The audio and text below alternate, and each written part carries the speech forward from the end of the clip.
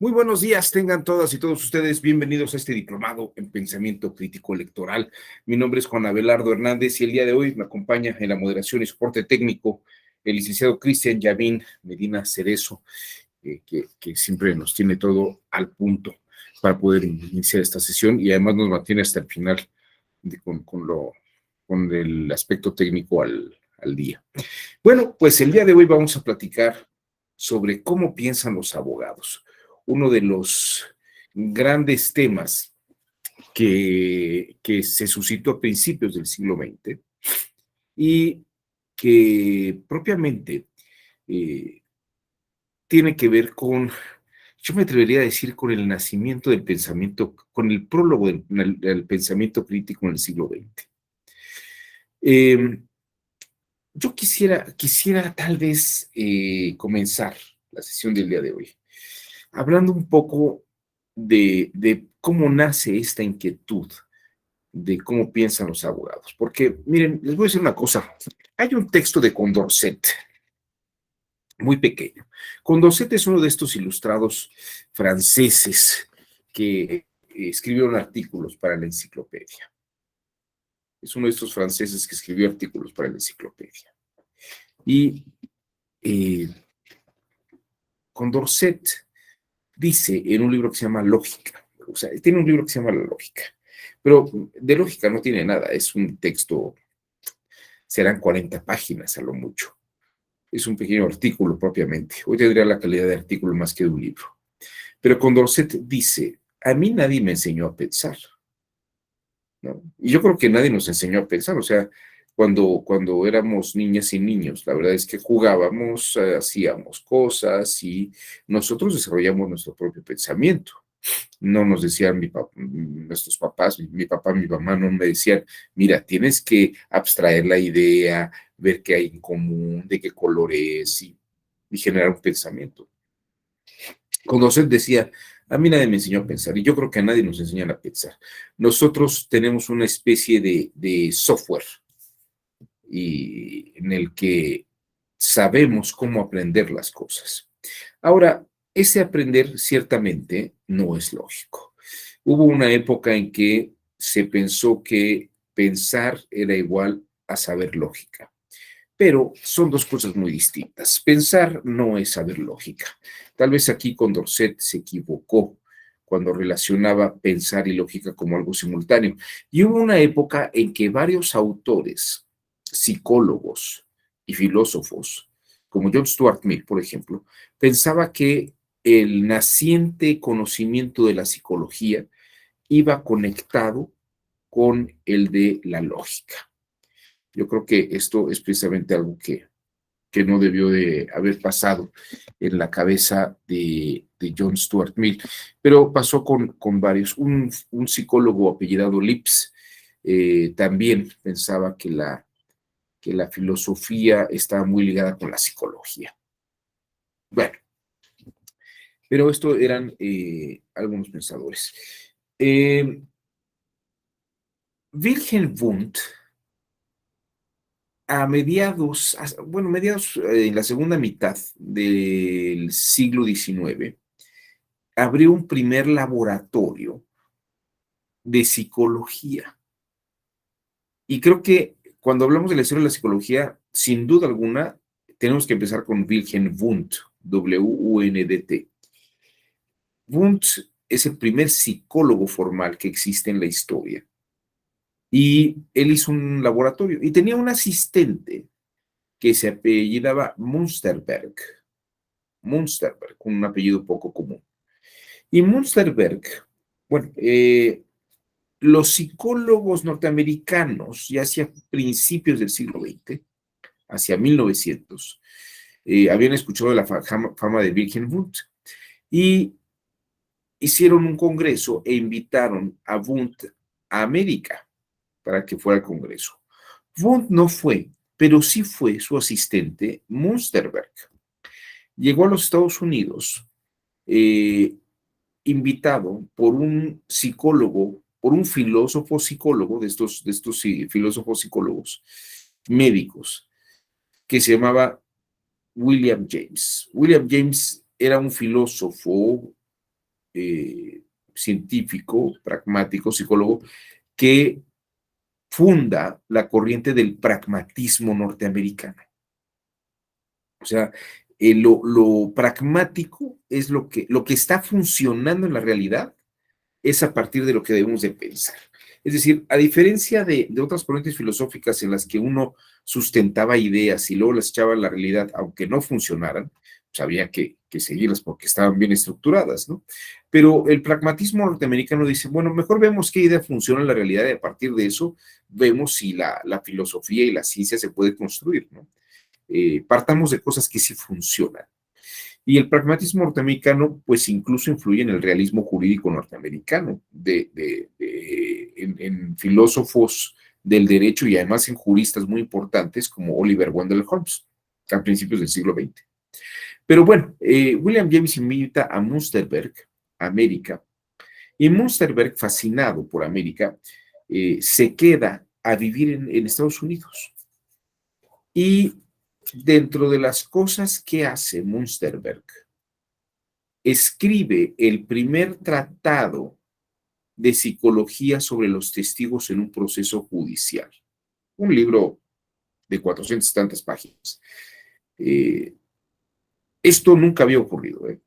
Nunca en la historia de la humanidad se había escrito sobre razonamientos o formas mentales de los testigos en un proceso judicial. Münsterberg es el primero que hace un tratado de psicología sobre los testigos en los procesos judiciales. El libro se puede conseguir, está en PDF, es un libro, no sé si está traducido al español, no lo conozco en español, pero sí está en inglés y es de lectura accesible. O sea, uno puede leer el libro de Münsterberg para ver cómo es la psicología. Y Münsterberg se quedó con las ganas de hacer un texto de psicología judicial y psicología jurídica, psicología de los abogados, de los litigantes. Esta idea, pues, se queda en un tiempo. Y en los Estados Unidos, otro miembro del pragmatismo norteamericano es un señor mucho más joven que William James, que se llama John Dewey.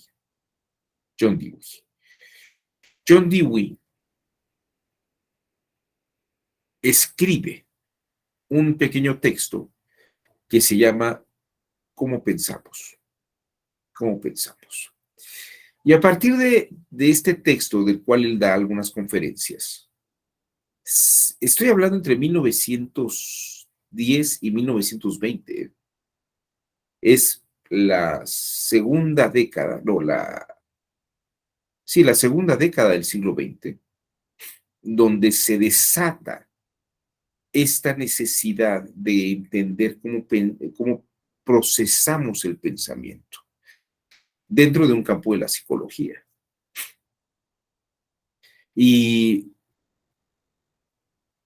empieza a haber algunos autores, como Clarence Morris, por ejemplo, otros autores, que empiezan a escribir pequeños artículos sobre cómo piensan los abogados. Es decir, toda esta aparición de la psicología y su apreciación en el campo del derecho, piensen ustedes, es como dijeran, aparece una ciencia nueva que nos dice cómo articulamos los pensamientos, ¿no? Y entonces la pregunta es, yo quisiera saber qué se le ocurre a mi abogado o cómo piensa un abogado, ¿no? O les voy a decir otra cosa que a mí personalmente me atrajo en mi vida, ¿no? Yo no debería estar contando cosas de mi vida, pero les quiero platicar un poco mi inquietud. Yo trabajé casi casi 23 años en una universidad, en la Universidad Panamericana de la Ciudad de México. Fui secretario académico de la Facultad de Derecho durante casi 11 años, un poco más de 11 años. Y yo me daba cuenta que pues había planes de estudio y los estudiantes venían y estudiaban. Tal vez yo nunca fui un estudiante modelo, debo reconocerlo. Me puse a estudiar después de haber terminado la carrera mucho, porque tenía más responsabilidades y tenía que ponerme a estudiar. Pero lo que sí les puedo decir es que yo tal vez no fui un estudiante modelo porque no tenía los elementos adecuados para poder entender las asignaturas. Es tampoco fui un genio en álgebra, ¿no? Yo no sé si en la secundaria, yo creo que tuve muy malos maestros de álgebra porque yo no entendía mucho la álgebra. Yo realmente pasé álgebra por milagro. Aprendí lo más básico, pero además de una manera muy intuitiva. Yo me preguntaba, porque luego yo empezaba a ver que los alumnos pues aprendían leyes, pero la gran pregunta que luego me hacía yo es, ¿cómo le enseñan a alguien a aprender a resolver asuntos jurídicos?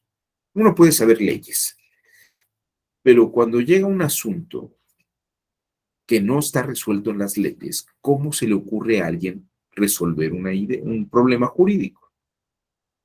¿Cómo se lo puedes enseñar a un estudiante de derecho? ¿Cómo puedes ir perfilando a una estudiante para llegar a ser ministra de la Corte o ser magistrada? ¿Qué debes de enseñarle? Porque todo el mundo aprende leyes, pero destacan más unas que otros y unos que otros. Bueno, esto yo cuando empecé a descubrir, por eso me metí yo en estos temas de epistemología jurídica y de pensamiento crítico, porque quería saber cómo estudiar en una universidad para enseñarle esto a una persona. Aunque diría conocer, pues a mí nadie me enseñó a pensar. Pero la verdad es que sí hay personas que tienen más habilidades y más destrezas para resolver más problemas jurídicos que otros. Bueno, este tema que a mí me inquietaba, me llevó a leer a John Dewey y a descubrir a John Dewey.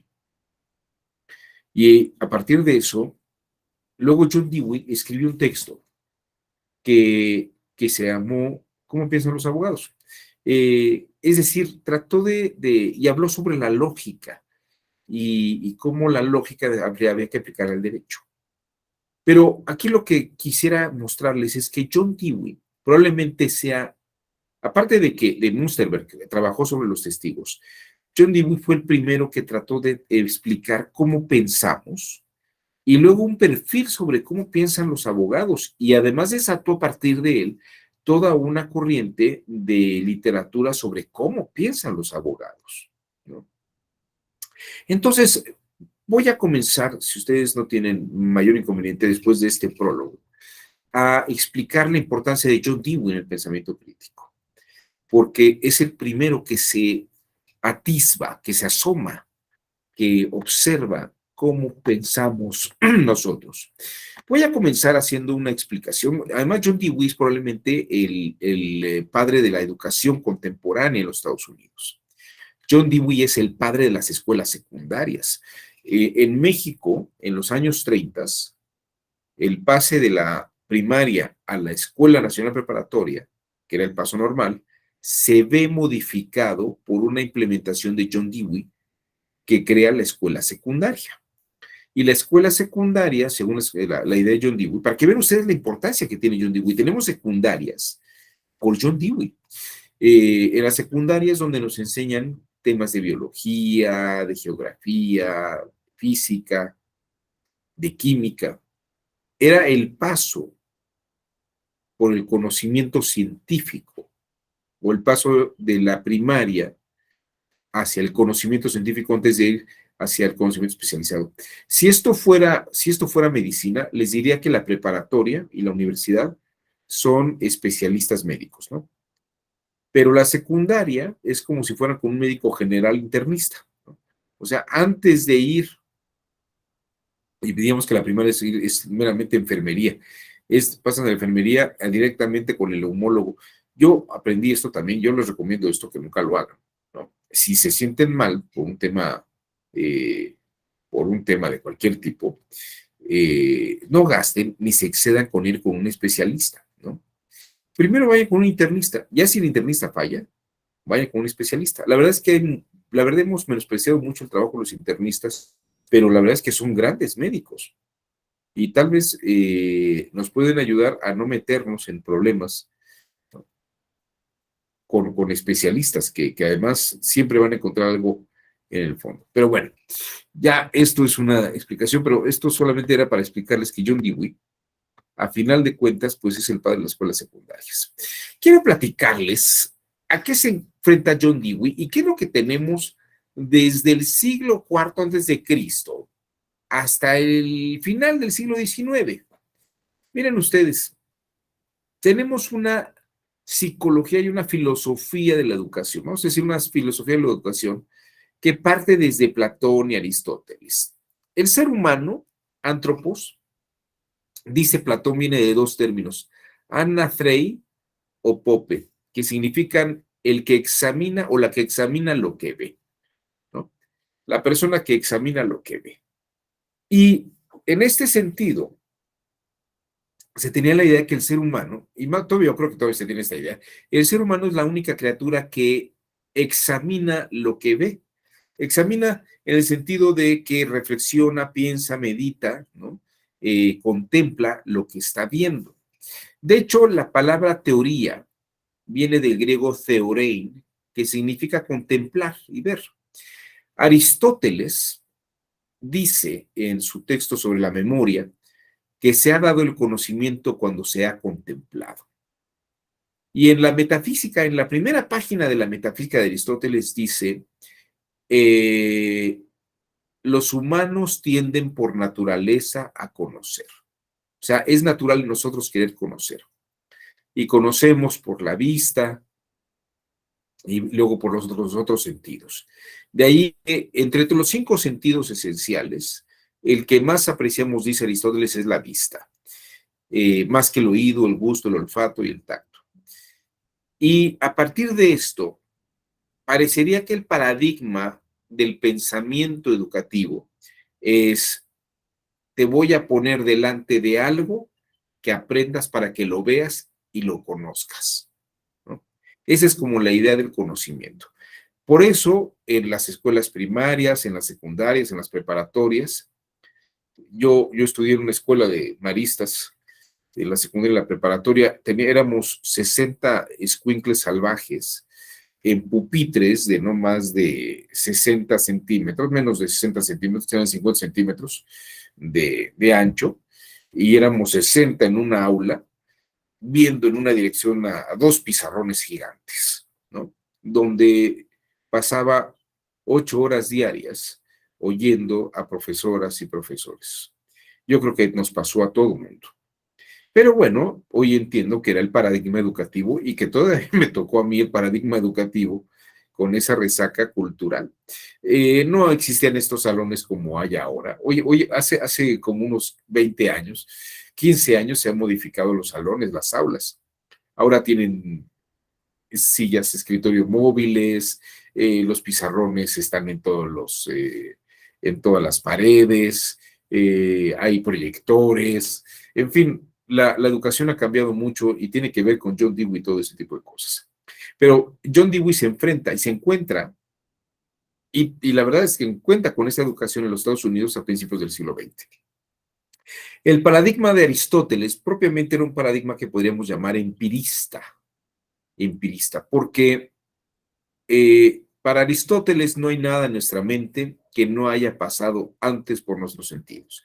Es decir, para Aristóteles lo que vemos, lo conocemos y entra en nuestra mente.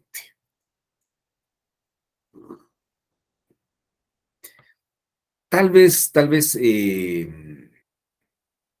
bueno, ahorita voy a eso, nomás déjenme redondear esta idea. Entonces, la empresa intelectual del mundo occidental se fundamenta en la visión y en la teoría.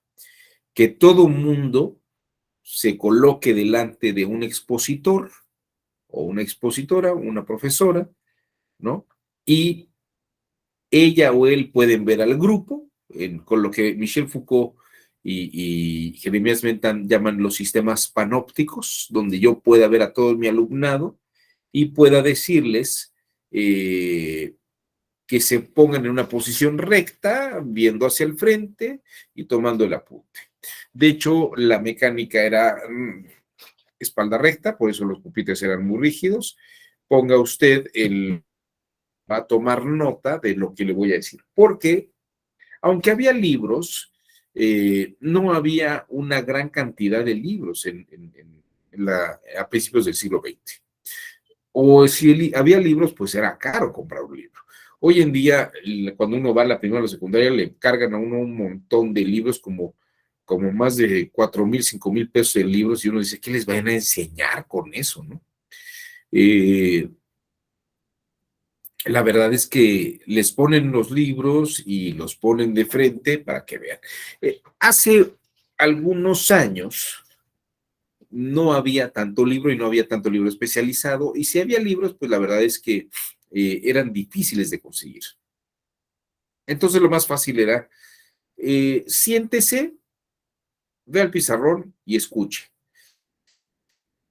La tradición de la educación desde antes del siglo primero, desde la época de Platón y Aristóteles, es siéntese y escuche, ¿no?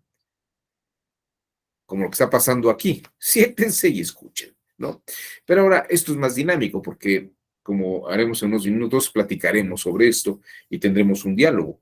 En la época de la educación tradicional no había diálogo, era siéntese y escuche. Y en todo caso, levante la mano si hay algo que no terminó de escuchar o no terminó de ver bien porque se distrajo. Y le voy a hacer la concesión de volvérselo a explicar si me parece, ¿no? Ese era un poco el rigor educativo que había.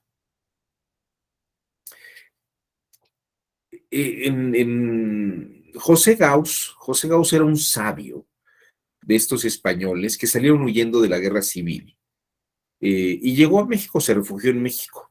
Alfonso Reyes, el escritor mexicano, era director en aquel entonces de la Casa de España en México, que luego se va a convertir en el Colmex, en el Colegio de México. Y Alfonso Reyes contrata a José Gauss para que dé las primeras clases de filosofía en el Colmex. Y esto está en la correspondencia de José Gauss y Alfonso Reyes. Está editado por el Fondo de Cultura Económica. Yo la compré en un arrebato de ocio cuando era mucho más joven que ahora. Y el dinero alcanzaba para comprar libros que no eran necesarios, pero uno se puede enterar de cosas como la que les voy a platicar ahora. José Gauss, no había libros. José Gauss preparaba sus clases y le platica a Alfonso Reyes que él preparaba sus clases, por ejemplo, un texto de Hegel, ¿no? Hegel, para que se den ustedes una idea, le estoy hablando de 1940, ¿no? En el Colmex, o la Casa de España en México. Y para que ustedes se den una idea, la primera vez que se editó un libro de Hegel en México por el Fondo de Cultura Económica debió de haber sido por el año 1964, ¿no? 1962. Aristóteles, pues estaba editado en Porrúa, pero no eran buenas traducciones. La primera vez que llegó Aristóteles en una edición de Editorial Gredos, versión trilingüe, para que se pudiera leer en griego, en latín y en español, y comparar los textos y saber lo que había dicho Aristóteles en griego, lo que decían los latinos que había dicho en griego y en español cómo se traducía. Ese libro llegó en 1980. Yo lo sé porque yo viví esa época. A mí me tocó comprar ese libro cuando estaba estudiando yo filosofía. Bueno, ya luego los libros de derecho, pues ustedes tal vez no lo recuerden, pero en los años 80 y en los años 90, eh, pues empieza a llegar mucho libro español, mucho libro argentino, chileno, cosas muy buenas que no se editaban en México, pero ahí empezamos a leer cosas que nunca habíamos leído, ¿no? Como a Oliver Wendell Holmes, a John Austin, eh, en fin, a una cantidad de juristas que sabíamos, ni los nombres sabíamos, ¿no? Eh, bueno, José Gauss decía que lo que hacía era tomar el libro de Hegel y un párrafo lo traducía al español, ¿no? Fíjense, esto era lo que era una clase de filosofía en los años 40, principios de los 50. Era, el profesor preparaba su clase traduciendo una obra del alemán al español y luego llegaba, y obviamente pues no había fotocopiadoras en los años 50, lo que hacía era llegar a la clase y platicarles, leerles el texto y platicarles lo que decía el texto, ¿no? Y sobre eso comentaba. Esas eran las clases, ¿no? Siéntese y escuche. Bueno, estas formas educativas fueron cuestionadas y la verdad es que el primero que lo empieza a cuestionar muy seriamente es este señor John Dewey. Ven ustedes las fechas, vivió prácticamente 97 años, ¿no? No, 95 años. 97 años, 97 años. No, esto es no mala cuenta. Son, sí, no, 97. Bueno, casi 100 años. John Dewey, John Dewey, vamos a ver algo de sus datos. Estudió en la Universidad Johns Hopkins, donde fue influenciado por las ideas de Hegel, ¿no? Él pues sí podía leer a Hegel y tal vez sus maestros sí le explicaban a Hegel. Estudió filosofía, estudió con un señor llamado George Morris, que era un estudioso de Hegel muy a fondo.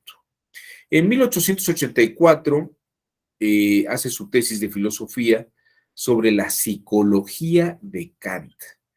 Fíjense, sobre la psicología de Kant. En 1884, Sigmund Freud todavía no descubría el inconsciente, pero ya Wilhelm Wundt había hecho algunos estudios en mediados del siglo XIX, ya había empezado a hacer estudios de psicología. Y esa psicología era una forma de entender ciertos procesos mentales. Y lo que había propiamente era estos estudios. Y lo que hizo John Dewey fue hacer un estudio psicológico de Kant.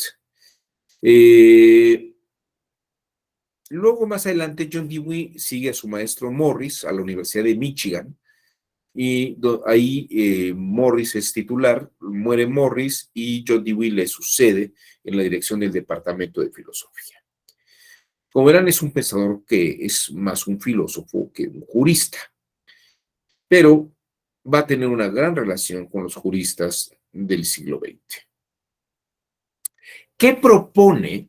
Fíjense, el modelo cognitivo de John Dewey trata de solucionar el problema de la educación y del aprendizaje.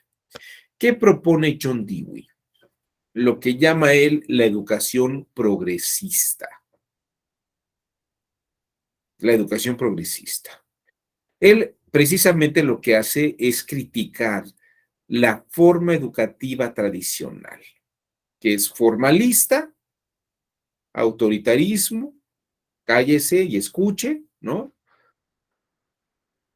Que fomenta la competitividad en el sentido de los que aprenden de memoria más rápido y se repiten la clase tal cual, pues van a tener más ventajas sobre los que no tienen tan buena memoria y tampoco, y cuestionan muchos de los planteamientos que se les están dando, ¿no? Transmite conocimientos mediante la memorización. Y esto, pues, es una de las cosas más terribles de la vida, que yo entendí que no debían de estarse haciendo. Sin embargo, siguen ocurriendo. Cada vez menos, pero ya empieza a haber esta tendencia a desarrollar pensamiento crítico, ¿no? Pero lo que nosotros cómo nos preparamos para el examen, aprender las cosas de memoria. Eh, Incluso yo recuerdo que para un examen de procesal civil, me aprendí artículo por artículo, casi lo tengo todavía fresco en mi mente, de toda la materia de sucesiones, todo lo que son sucesiones, todo lo que decía el Código Civil y sobre todo el Código de Procedimientos Civiles sobre materia de sucesiones, artículo por artículo por artículo, porque me iba a cuestionar un notario, me iba a examinar un notario que me daba clases, y aquí había que tener artículo por artículo, todo. Bueno, entonces, esa era la educación tradicional, ¿no? Y obviamente generaba competitividad porque había compañeros que tenían mejor memoria que yo, o tal vez tenían mayor precisión de memoria que yo, y tal vez desarrollaron alguna habilidad para relacionar artículos de una manera más fácil que la que yo podía haber tenido. Y luego era interesante porque los veía trabajar en notarías a muchas y a muchos de ellos. Y muchos se quedaron allí. Algunos otros, pocos, llegaron a ser notarias y notarios. La verdad es que me da mucho gusto por ellos. Pero era una educación, pues ellos mismos sí mismos me decían que era terrible, porque era aprenderse todo de memoria, todo de memoria. Tenerlo todo así precisamente para el colegio de notarios. Bueno, John Dewey veía que esta no era muy buena idea para una educación. Y entonces desarrolla todo un modelo de educación que se llamará, o que será nombrado modelo progresista. Eh, y aquí tenemos una serie de características. Por ejemplo, en la educación progresista se hace mediante la iniciativa activa y el involucrar los intereses de los alumnos. Es lo que con John Dewey comienzan lo que llaman algunos escuelas activas, ¿no? Tiene que ver mucho con las escuelas Montessori. Ahorita es que platicamos de María Montessori. Tiene que ver, todo forma parte de esta misma línea histórica, ¿no? Es como si llegaran los alumnos al aula y vieran temas que han sido importantes en el día, ¿no? Por ejemplo, que saben que va a haber un cometa que se va a ver a finales de enero, principios de febrero. Y esto dicen los niños, ay, que es un cometa de color verdoso, que dicen que es de color verdoso, y que no había pasado por la Tierra desde la época de los neandertales, dicen ahora, ¿no? Y esto que lo estoy diciendo es cierto, ¿eh? Busquen esto porque parece que lo van a poder ver a simple vista. Y si tienen estos días claros como ahorita, va a ser maravilloso. Bueno, la idea es que para John Dewey dicen, bueno, pues este es el tema y vamos a platicar sobre esto. Y aunque tenía un temario, ¿no? Dice, bueno, esto que tiene que ver con los cuerpos celestes lo íbamos a ver en ciencias naturales, pero pues por el mes de octubre, ¿no? Pero vamos a tocar el tema ahora porque el cometa viene para enero o febrero, entonces vamos a platicar sobre esto. Esto en un programa tradicional de educación jamás se podría prestar una cosa de ese tipo, ¿no? Entonces, la educación activa decía, bueno, voy a aprovechar este interés y esta curiosidad que tienen los estudiantes para hablar de este tema, ¿no? Y entonces hay una iniciativa activa en las y los estudiantes. En ese sentido es una educación más práctica y participativa, porque puedo yo empezar a preguntarle qué has escuchado, qué es lo que sabes de lo que está pasando aquí y complementar la educación. De aquí, por ejemplo, John Dewey, y esto lo explica Octavio Paz, cuando habla de cuando él empezó a ir a la secundaria, la lógica de John Dewey era, por ejemplo, llevar a los niños de excursión, ¿no?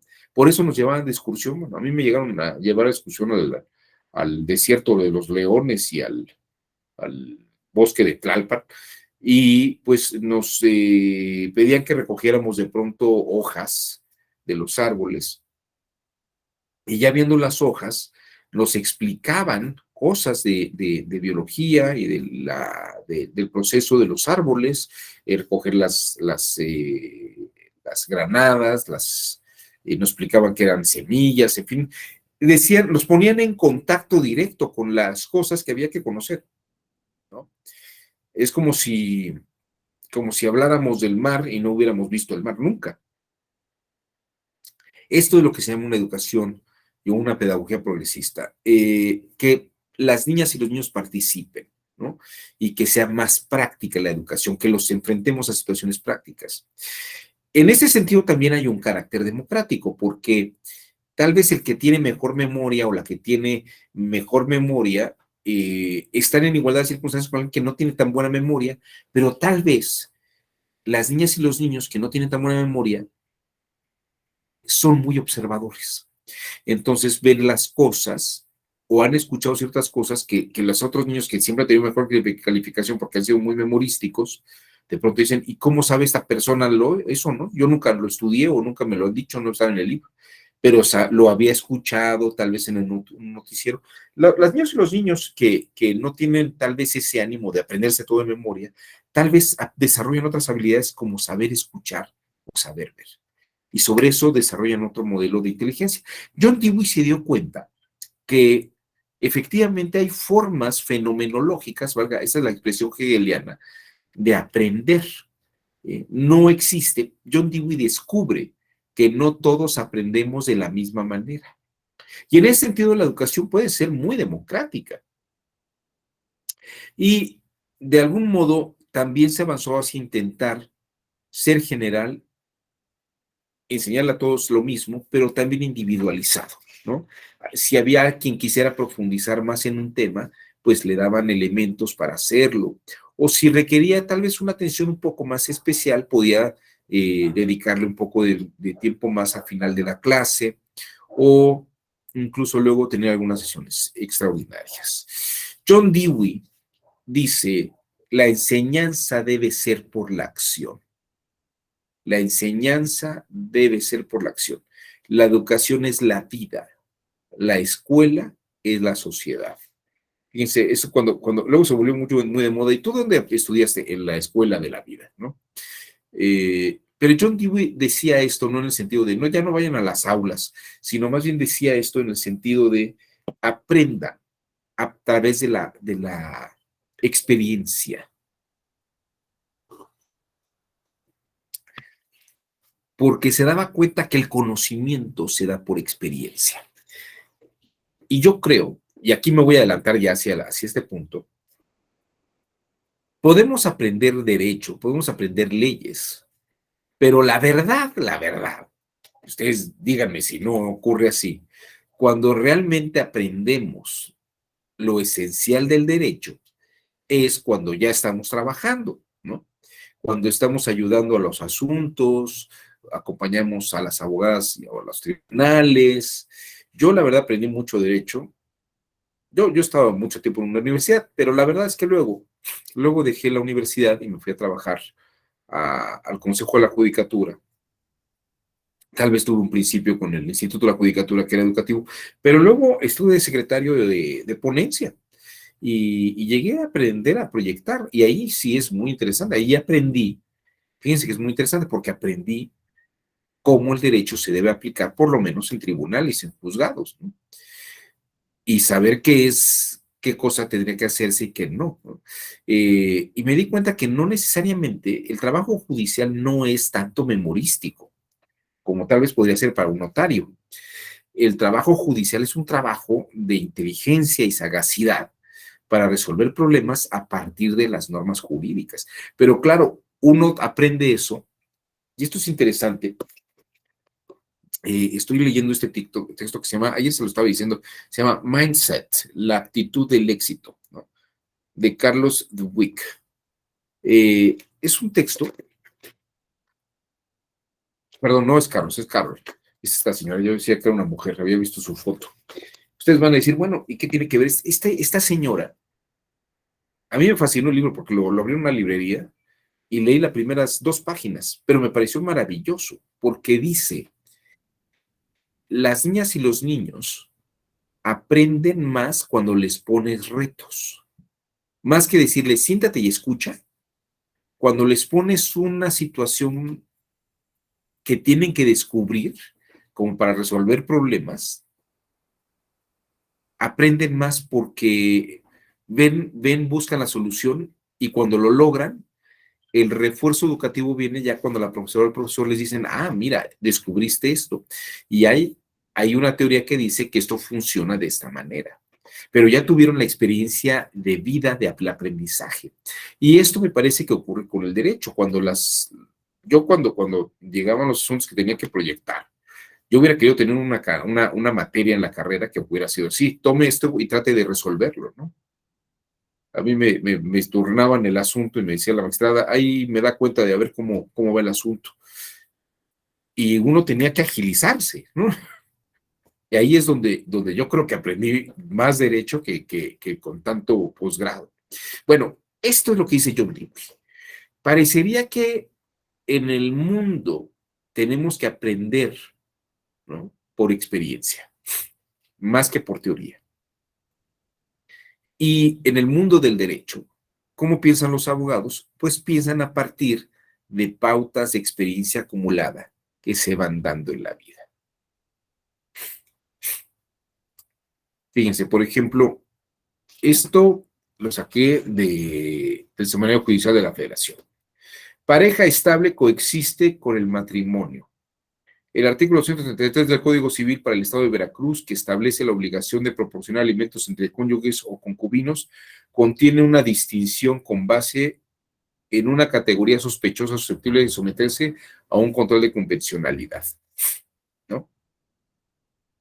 Y entonces cuando uno le pone en esto, dirán, ah, caray, ¿de qué se trata, no? Fíjense, el artículo 233 del Código Civil para el Estado de Veracruz, al establecer que los cónyuges y los concubinos deben darse alimentos, prevé una distinción con base en una categoría sospechosa, al hacer una clasificación de las clases o tipos de parejas que tienen derecho a recibir alimentos, pues implícitamente excluye a otras relaciones de hecho, como lo son las parejas estables coexistentes con el matrimonio, lo cual no constituye una razón válida para negarle la existencia del derecho a reclamar y la obligación de pagar alimentos a quien como mujer tiene esa relación de solidaridad y ayuda con el deudor alimentista, con independencia de que coexista un matrimonio o impida configurar el concubinato o alguna institución familiar.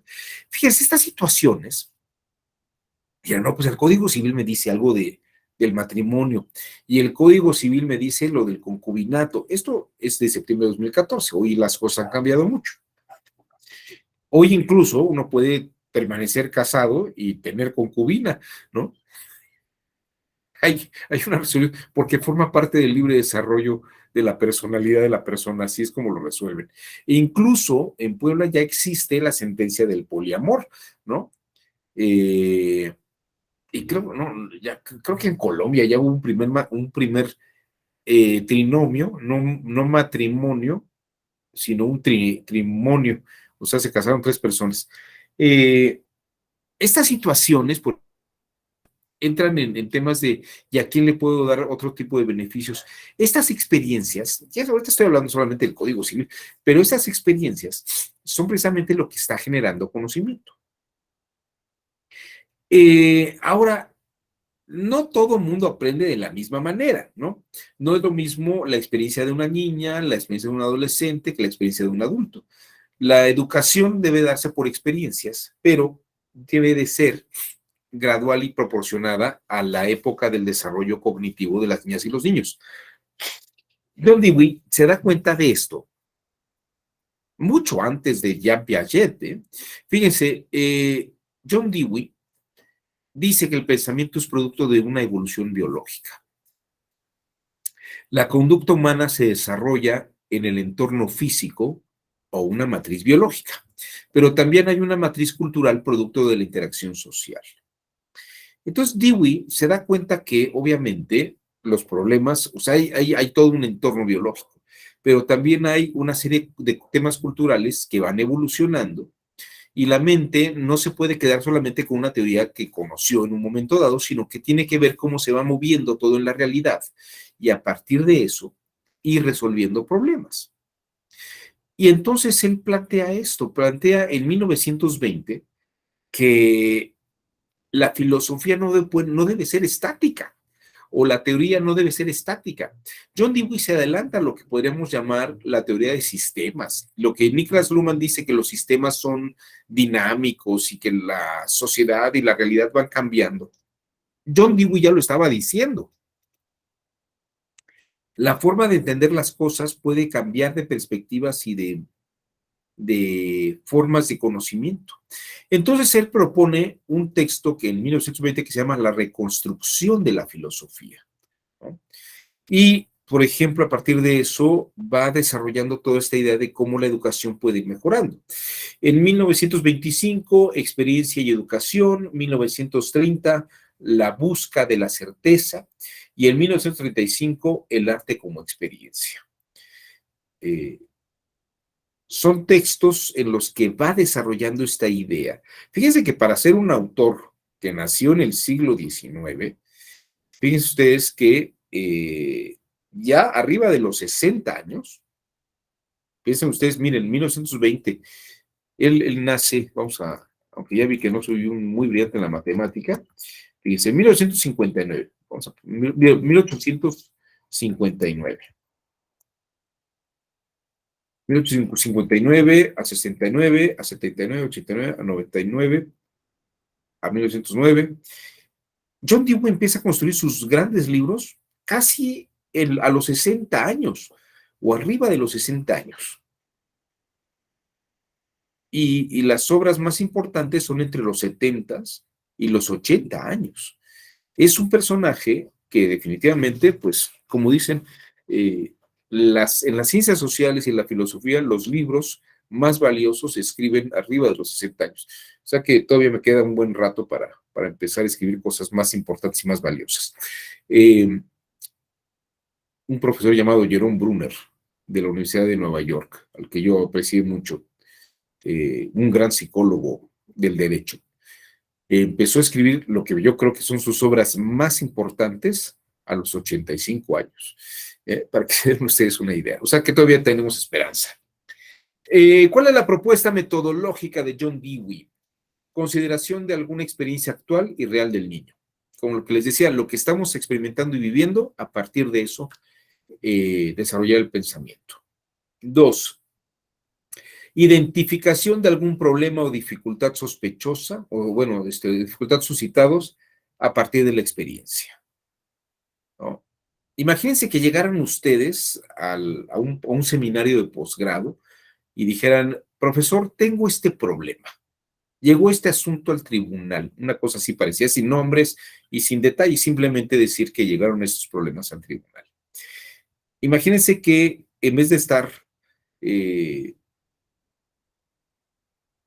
8 horas encerrados tratando de resolver el asunto solo, que pudiera crearse un equipo de trabajo solamente para que ese día ese compañero o esa compañera pudiera tener una retroalimentación de sus compañeros de trabajo, ¿no? Yo no sé si algunos tribunales lo hagan. Yo lo llegué a vivir en la ponencia donde estuve. Asuntos difíciles, nos reunían a todos en una sala, a todas las secretarias y secretarios, nos reunían, a todos los que estábamos proyectando, nos reunían en la sala y nos decían, llegó este asunto, ¿no? Lo está viendo fulano de tal o fulana de tal. Creo que a veces ni siquiera nos lo decían. O sí lo decían y la compañera o el compañero que tenía el asunto lo exponía. Y entonces hacíamos como una mesa de retroalimentación para ayudarnos a resolver los problemas más complicados, ¿no? Ahora imagínense que esto se lograra en un modelo educativo de una forma más fácil, ¿no? Tercero, inspección de datos disponibles y así la búsqueda de soluciones viables, ¿no? Ahora sí que todo el grupo educativo que pudiera lograr esto. Imagínense que esto pudiera darse en la secundaria, en la preparatoria, que quien llegara a tratar a temas, ¿no? Y que la profesora o el profesor dijeran, a ver, ¿qué les gustaría platicar el día de hoy? Y la habilidad de la profesora o el profesor diciendo, bueno, este problema, con este problema puedo enseñar este asunto que está en mi plan de estudios, ¿no? Que tengo que resolver. Y esto es precisamente lo que quería John Dewey, que había que hacer, ¿no? Formulación de la hipótesis de solución y comprobación de la hipótesis de la acción. Esta sería como una metodología para resolver problemas y aprenderlos, ¿no? Ver qué experiencia hay, identificación, dificultad de lo que yo no entiendo en la experiencia, tener al equipo de trabajo, la búsqueda de soluciones viables, fórmula de hipótesis y la comprobación de hipótesis. Bueno, John Dewey, bueno, hasta aquí el antecedente de John Dewey, antes de que nos adentremos en toda la teoría del pragmatismo y su visión de la realidad. No sé si hasta aquí alguien quiere hacer algún comentario. Alguien, no sé si haya tocado alguna fibra sensible sobre la educación primaria, secundaria que tuvimos todos. No sé, ¿alguien quisiera comentar algo hasta aquí antes de que sigamos? ¿Les hace sentido lo que les estoy contando o ya les tocó demasiado distancia? No sé, usted, Carla Denise, ¿sí tuvo problemas en la primaria, en la secundaria, con el cálculo y esas cosas? Sí, yo la verdad me declaro que soy malísima en álgebra y todo eso, porque aparte de que tuve muy malos maestros, bueno, no sé, tal vez tenía yo otras habilidades para la cuestión de la lectura y otro, pero sí, a mí sí me tocó ese todavía, aunque me veo joven, no estoy tan joven, pero sí me tocó esa cuestión educativa, ¿no? Que era muy arcaica y muy limitativa, de igual compañeros, salones de 50 ahí, ahora sí que en escuelas públicas, en una parte en México, otra parte aquí en Morelia, pero si no, y la verdad, en todo lo que nos ha comentado durante la clase, a mí aparte de que me gustan mucho sus clases, me han hecho reflexionar mucho de todo el contexto, ¿no? Y me llamó mucho la atención lo que usted hacía referencia de que en ocasiones tenemos maestros que solamente quiere que memoricemos, que no seamos gente pensante ni razonante, sino solamente maquinitas de que te tienes que aprender todo lo que dice la ley para después aplicarlo, pero no, lo verdaderamente importante es poder analizar el contexto, el problema que se nos está enfrentando, tanto ya sea jurídicamente o hasta en la propia vida cotidiana, ¿no? Desgraciadamente no tenemos un manual que diga, eso tienes que hacer para esta situación, ¿no? Sino las experiencias de vida son las que nos van permitiendo analizar diferentes perspectivas para poder llegar a una conclusión. Y yo siempre, o yo pienso, yo en la materia electoral, lo que sé no ha sido tanto por leer millones de libros, sino porque he vivido de manera, ahora sí, experimental, porque he estado en comités, en consejos distritales, municipales, la experiencia viva, ¿no? Entonces, es lo que yo quería resaltar de lo que usted ha comentado de esta clase, ¿no? Que en ocasiones la mejor experiencia, como la frase que nos puso de este autor, la mejor escuela es la vida, ¿no? También, entonces, en la parte profesional, la mejor situación o manera de aprendizaje en complemento con los libros es la experiencia. Es lo que quería comentar. Gracias, maestro. Muchas gracias, Carla. Julio César, levantó usted la mano, le escuchamos. Muchas gracias, doctor, compañeros, muy buenos días. Es muy interesante lo que usted comenta. Evidentemente, pasé también por esa etapa. Me costó mucho trabajo. Yo estudié Derecho pensando que me iba yo a ausentar de las matemáticas y de las ciencias formales, hasta que llegué a laboral y me pusieron a hacer mi primera liquidación. Cuando empecé a hacer mis pininos en el Ministerio Público, y bueno, pues no, llegamos al tema de física, llegamos al tema de química, y ahora que estoy en la materia electoral, pues he tenido que aprender álgebra y matemáticas, pero evidentemente hemos avanzado muy poco en el método educativo. Yo en lo personal creo que hemos avanzado muy poco. Yo tengo 28 años dando clases y tengo una metodología que por lo regular a los alumnos casi no les gusta, a los maestros mucho menos. El examen yo lo hago siempre a libro abierto, porque tengo la concepción que aunque tengas el mejor equipo, aunque tengas los mejores libros, si no has desarrollado esa capacidad de solucionar problemas, aunque tengas todo, no lo vas a poder solucionar. Entonces, hay que aprender a utilizar el teléfono, la computadora, el libro, el trabajar en equipo, porque los exámenes incluso los podemos hacer en pareja. El tema es solucionarlo. Pero sí puedo decir que el alumno a veces no está preparado para este tipo de exámenes. Está muy acostumbrado a la memorización. Está muy acostumbrado a que le pregunten qué establece el artículo tal.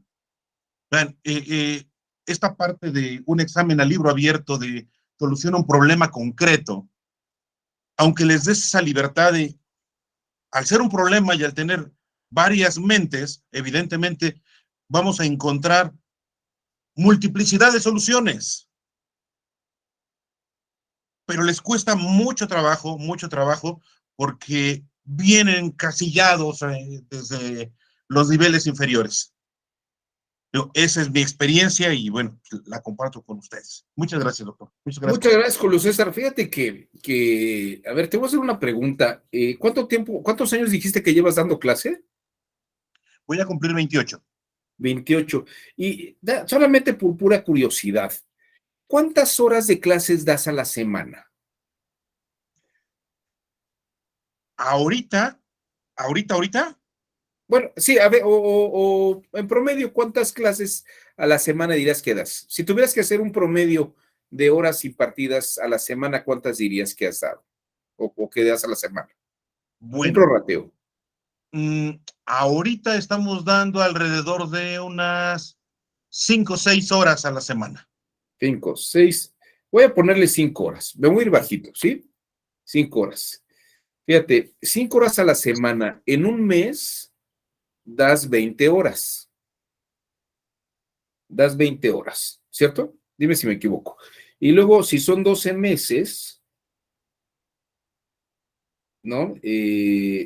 Son 240 horas a la semana las que das en un año, ¿cierto?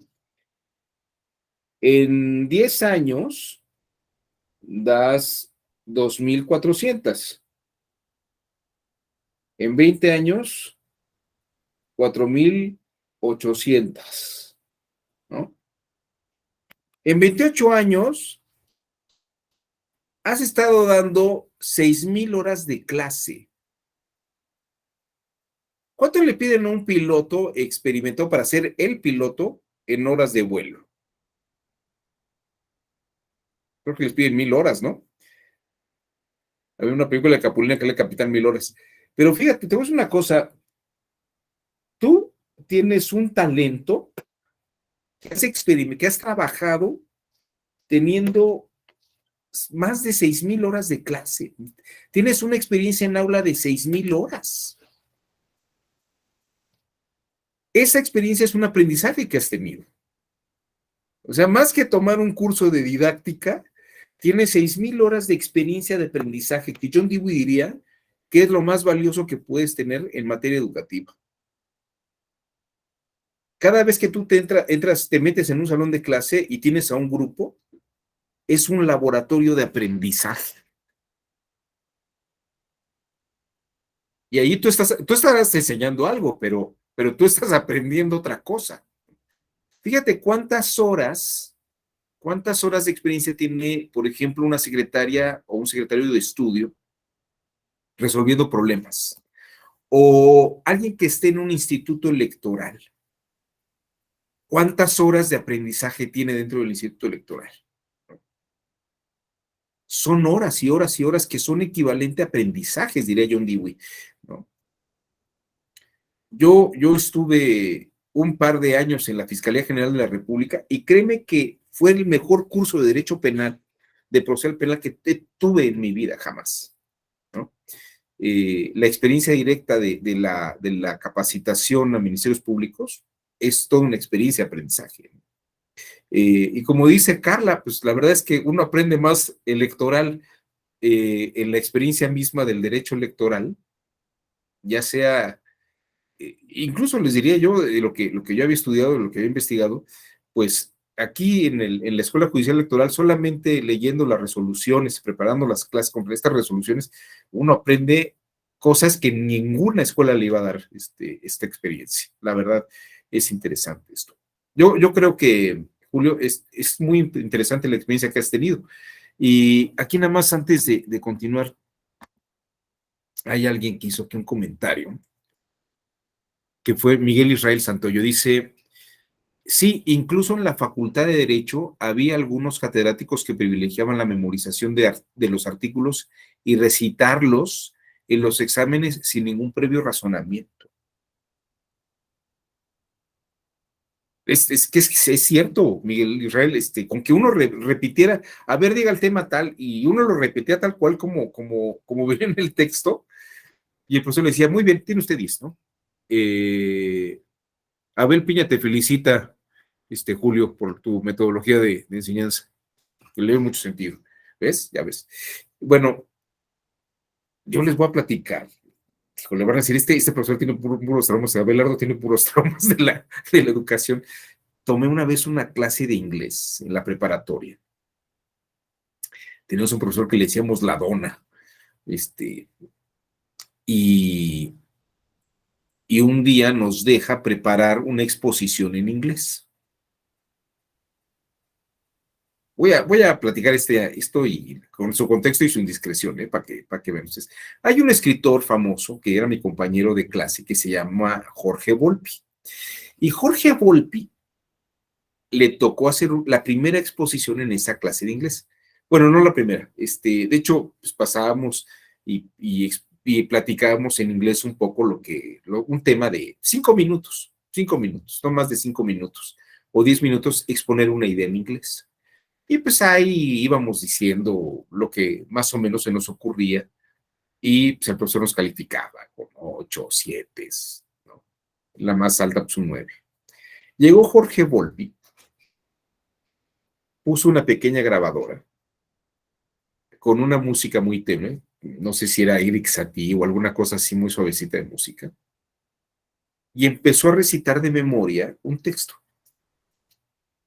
Terminó su exposición, apagó la grabadora y se fue a sentar. Y el profesor le dijo, tiene usted 10, compañero.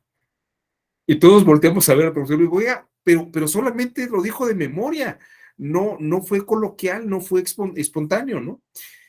Y dice, señores, yo les pedí una exposición en inglés, no tengo otro límite más que ese. Si se lo aprendió de memoria o no, pues no es mi problema, yo les pedí que hiciera una exposición.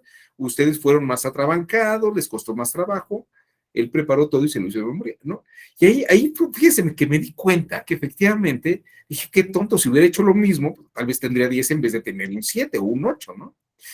Pero eso es bien curioso, o sea, efectivamente, Miguel, hay gente que privilegia la memorización. Pero bueno, vamos a regresar a lo que es importante para nosotros, ¿no? No sé si alguien más antes de que continúe con la exposición. No. Bueno, entonces, un poco, dejen la cámara encendida y escuchen, ¿no? En vez de siéntense y escuchen esto. Solamente vamos a, quiero complementar esta idea con ustedes. Ah, no, creo que está acá, efectivamente. Bueno.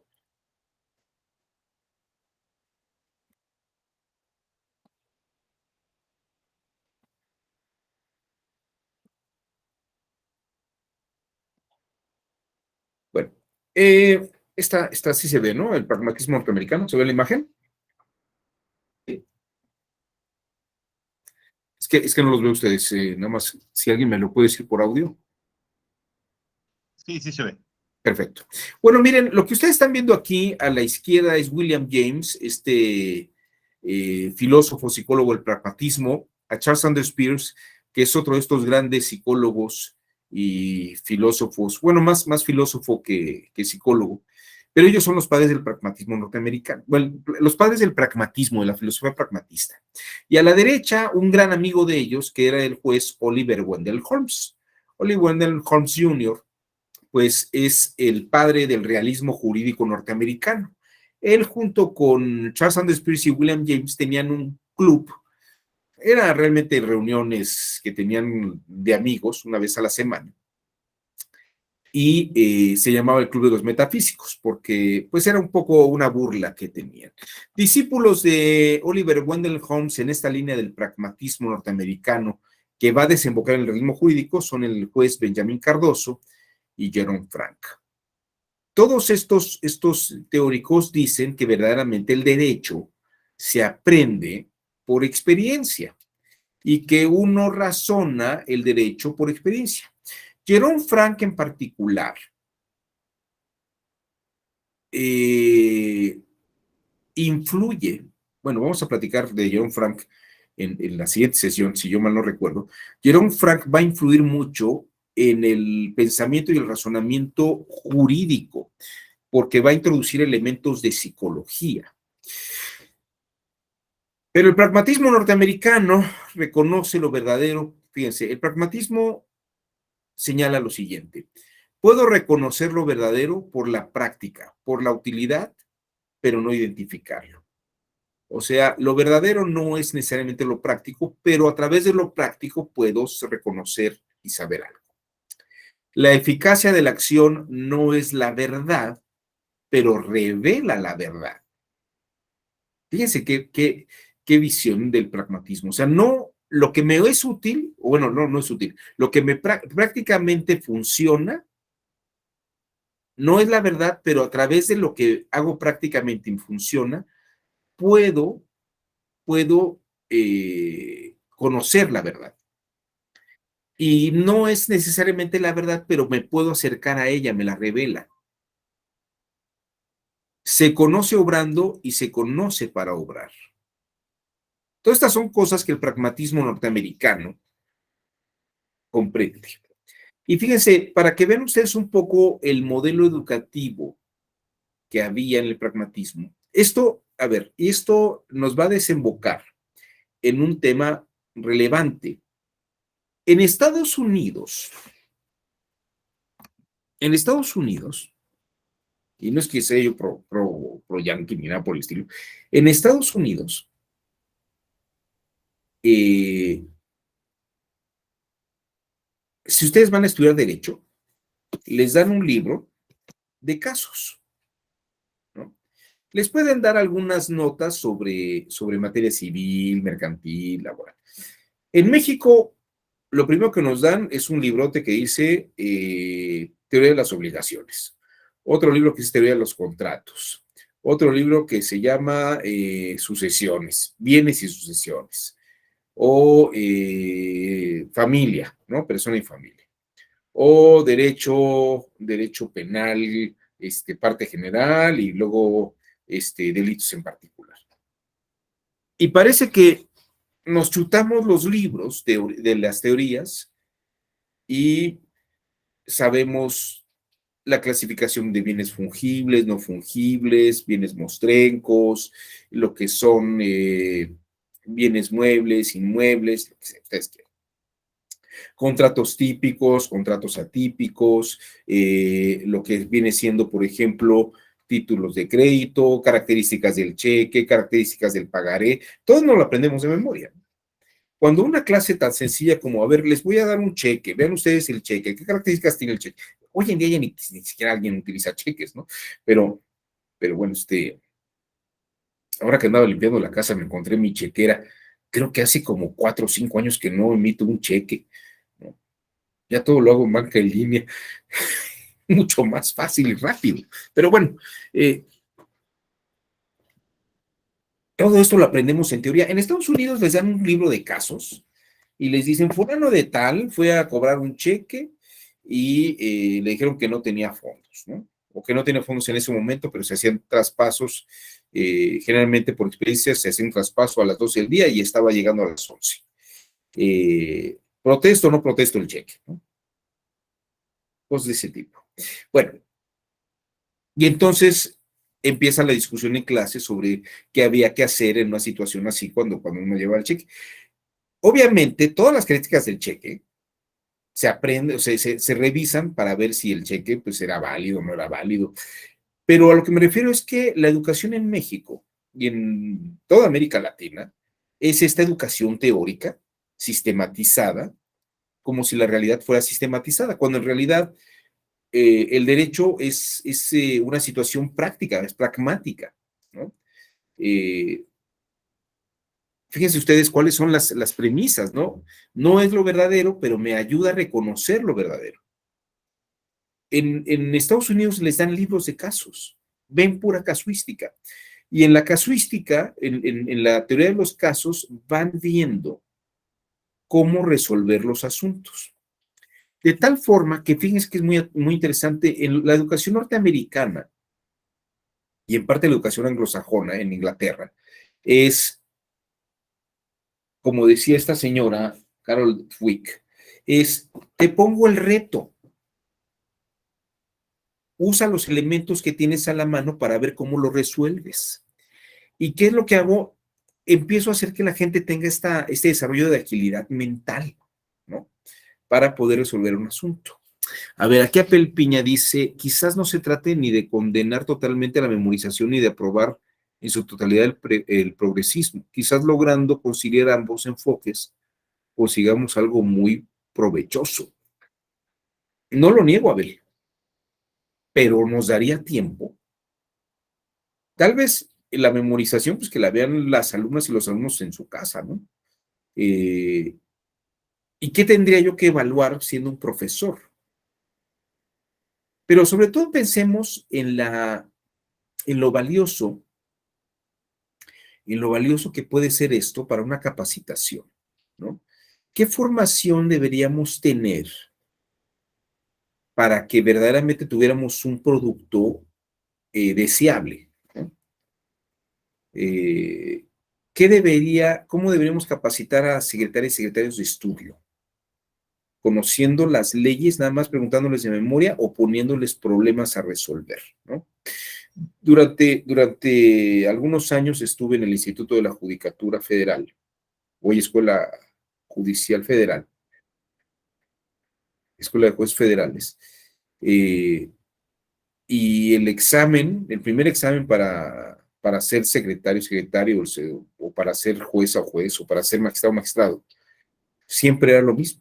Era un examen de conocimientos generales, que era un examen de memoria, ¿no? Creo que lo más sofisticado que teníamos era un poco como lo que decía Julio César. Les poníamos temas de derecho laboral. Dicen, el día tal, un día antes de que empezara el puente, el, el sindicato tal amenaza de huelga al empresario fulano de tal, ¿no? ¿Cuántos días tiene para poder responder? Y empezaban, y por lo menos se le ponía, no es que se supiera de memoria el artículo, pero si conocía el artículo, tenía que resolver el problema que había en el examen, ¿no? Pero parecía la mayor parte del examen como si fuera, yo no lo aplicaba, ¿eh? Bueno, yo lo aplicaba, pero yo no lo elaboraba. Eh, Había un grupo de personas que lo elaboraba, que se ve que eran de esa escuela pues vamos a preguntarles, les preguntaban jurisprudencia, les preguntaban, pero además jurisprudencia les ponían la jurisprudencia y espacios en blanco, así como para decir qué palabra falta aquí, ¿no? Había un programa en Canal Judicial, hoy Justicia TV, que se llamaba, ¿cómo se llama este programa? No sé, pero era un programa en el que ponían a debatir a estudiantes de las diversas facultades de Derecho de México, de las universidades mexicanas, y la verdad, a mí me asombraba porque una muchacha le ponían a estudiar la jurisprudencia y se sabía la jurisprudencia de memoria, y ganó el primer lugar porque sabían las palabras que faltaban en esos espacios en blanco de la jurisprudencia, ¿no? Bueno, aquí lo que quiero decirles es que la educación pragmática que deja John Dewey en los Estados Unidos es esta influencia de resolver los problemas. Claro que para resolver un problema, pues hay que tener algo de experiencia y también tener conocimiento. Yo no niego a ver la importancia de aprenderse algunas cosas de memoria. De hecho, creo que de tanto que alguien utiliza un código o una ley, ¿no? Toda la normativa que hay sobre procesos electorales, toda la normativa que hay sobre materia electoral, pues yo creo que tanto que la estás viendo, pues ya sabes de qué tratan los artículos, ¿no? Y tal vez alguien en un primer momento tendría que aprenderse esto. Pero lo interesante de la educación de John Dewey es que trata de enseñar por la parte pragmática y por la experiencia. Y esto es lo que nos lleva al nacimiento de la escuela a través del método del caso. En los Estados Unidos se ponen casos para resolver, para que los alumnos comiencen a resolver. Hay aquí les platico esto muy brevemente, porque el método del caso, bueno, esto a lo que voy es que John Dewey lo que va a acabar de sostener es que los abogados, las abogadas, las y los jueces, razonan a partir de experiencias acumuladas de resolver los asuntos y que pragmáticamente ven que sí funciona así y van desarrollando pautas de experiencia. Es como las niñas y los niños que van a la excursión, al bosque, y ven los objetos y lo que les van explicando y ver cómo funciona en el ecosistema biológico, pues ya aprendieron eso, ¿no? Las conchitas de mar, que unos son de moluscos más grandes, moluscos más chicos, todo esto lo van aprendiendo, pero por la experiencia misma. Y John Dewey diría, los abogados pues sí pueden saber leyes, pero eso no desarrolla una inteligencia jurídica, ¿no? ¿Cómo piensan los abogados? Pues a partir de la convivencia con el ecosistema jurídico, vamos a decirlo así, con la biología jurídica en la que están viviendo, el ecosistema, el bosque en el que van viviendo, y van viendo cómo se aplican las leyes en los casos particulares o cómo convendría aplicar una ley para un caso particular. De allí que todo lo que es el precedente en Estados Unidos es interesante. Uno puede saber leyes, pero realmente los estudiantes aprenden derecho cuando ven los precedentes, cómo lo resolvieron otras juezas y jueces. De hecho, la teoría del método del caso comienza con la idea de leer sentencias. La educación del método del caso entre 1880 y 1910 es léete las sentencias y debatimos sobre si la jueza o el juez resolvió bien o mal, pero pensemos y tratemos de entender por qué se hizo esa resolución. A mí me parece que es un método interesante, ¿no? De hecho, a uno se le dan las sentencias para que aprenda, por ejemplo, lo que resuelve la sala superior, ¿no? O lo que han resuelto las salas regionales. Uno ve esas resoluciones y va aprendiendo, mira qué inteligentes resolvieron de esa forma y con esto y esto, ¿no? Ya hacia los años 20 el método del caso cambia, porque ya no, a Jerome Frank, a este filósofo que vamos a ver luego, a Jerome Frank, filósofo del derecho realista, se le ocurre, no le pongas la respuesta, ponle solamente el problema. Y en clase analicemos cuál es mejor o peor respuesta. Y a ver si coincide con la que hicieron las magistradas o los magistrados. Pero ya hasta el final de la clase. Esto precisamente parece que agiliza la parte del pensamiento crítico, ¿no? Entonces, en John Dewey, lo interesante es que la experiencia del conocimiento se da a partir de lo que conocemos de las otras y de los otros que han resuelto los problemas. Y el método educativo americano es ese, es aprende a resolver el problema. Esto en materia de crítica, de pensamiento crítico, es lo que los norteamericanos llaman y los alemanes llaman contexto del descubrimiento. Es cómo de pronto de estar leyendo el asunto, de estar leyendo y leyendo y leyendo y leyendo, dices, de pronto surge un chispazo, en inglés lo llaman un insight, y entonces es cuando dices, ya llega la solución, ¿no? ¿Cómo le enseñas a alguien? Esta gran pregunta que se hace, digo, y yo me sigo haciendo, ¿no? ¿Cómo le enseñas a alguien algo?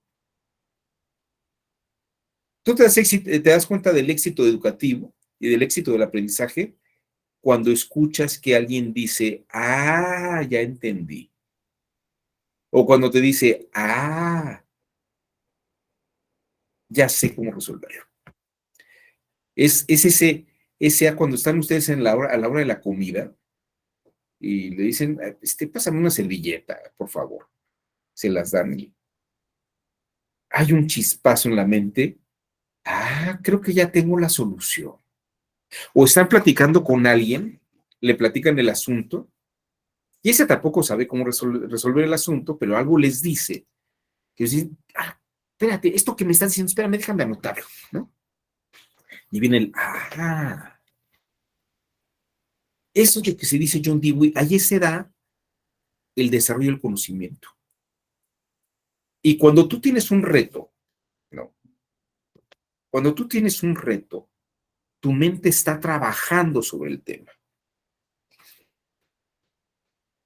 Y como diría Condorcet, pues a mí nadie me enseñó a pensar, yo pienso, pero claro, pones el pensamiento en una situación extrema o una situación de inflexibilidad, le das elementos y tienes que activar con las herramientas que tienes a la mano eso para que se active el pensamiento y resuelvas. El tema, yo creo, el tema aquí, y les voy a platicar, había un director de la Facultad de Derecho de la Universidad Panamericana, que era Roberto Ibáñez. Creo que es el director de Facultad de Derecho que más ha durado en su puesto. En cualquier universidad de América Latina, ¿eh? Salió Roberto Ibáñez después de 30 años, de ser director de la Facultad de Derecho. Fíjense qué interesante, ¿no? Yo no conozco ningún director de Derecho que haya durado tanto tiempo como este hombre. Pero este señor, de hecho, él me contrató para trabajar en la Facultad de Derecho. Traía una idea que nunca logró plasmar. Les pedía a sus profesores de todas las materias que hicieran un caso de uno de los temas de sus clases. Un caso al año. Dice, hombre, en 30 años, tal vez podría haber tenido 30 casos de cada materia, ¿no? Nunca lo logró. Hubo una resistencia educativa por parte de los expositores, de las y los profesores. Dicen, no, eso no va a funcionar, eso funciona en Estados Unidos, pero aquí no. Creo que uno de los problemas que tenemos en México es que no tenemos, o no hay quien se sienta a hacer el material para una educación progresista en ese sentido, al modo de John Dewey, y tener un método del caso que podría ser muy interesante, ¿no? Que podría ser muy interesante. Yo tengo unos casos que he hecho a partir de una sentencia acá del Tribunal Electoral y también unos que hice en el Instituto de la Judicatura, pero obviamente son a partir de sentencias, mostrando las situaciones de inflexibilidad para que la gente las debate, las lleve a cabo. Pero lo que es interesante es que efectivamente una de nuestras primeras trabas es que no contamos con los medios para utilizar esta educación. Pero precisamente, ¿cómo piensan los abogados? Por pautas de experiencia y resolución de retos. Esas pautas nacen y se consolidan por resolución de retos, que luego llevan a muchos teóricos, a muchas abogadas y abogados a escribir sus libros y decir, esto hay que entenderlo con estos contextos porque así se resuelve este asunto, de esta manera. Y eso es precisamente lo que me parece que es más valioso de la educación. Prácticamente la sesión del día de hoy ha estado en el tema de la educación, porque es como John Dewey se acerca a través de esta búsqueda educativa a entender o a tratar de entender cómo pensamos. Y en ese cómo pensamos, se desató toda una polémica, una eclosión de autores que escribían sobre cómo piensan los abogados, las y los abogados. Y en Estados Unidos lo interesante es que, por ejemplo, Clarence Morris, ¿no? Richard Posner, que escribió sobre cómo piensan los jueces, lo que escriben es precisamente sobre cómo a partir de estas experiencias se ve que el derecho se va aplicando de una u otra manera. Entonces, yo les diría, a final de cuentas, en la teoría de John Dewey, es la experiencia misma la que nos va mostrando una forma de pensar adecuada, no tanto por memorización, sino por aprendizaje directo y por aprendizaje de experiencias. Eso me parece que es la clave esencial de la educación de nuestros días. Bueno, no sé si alguien quisiera comentar algo hasta aquí, hasta este punto. Creo que he agotado esto. Sin duda alguna, el día de mañana,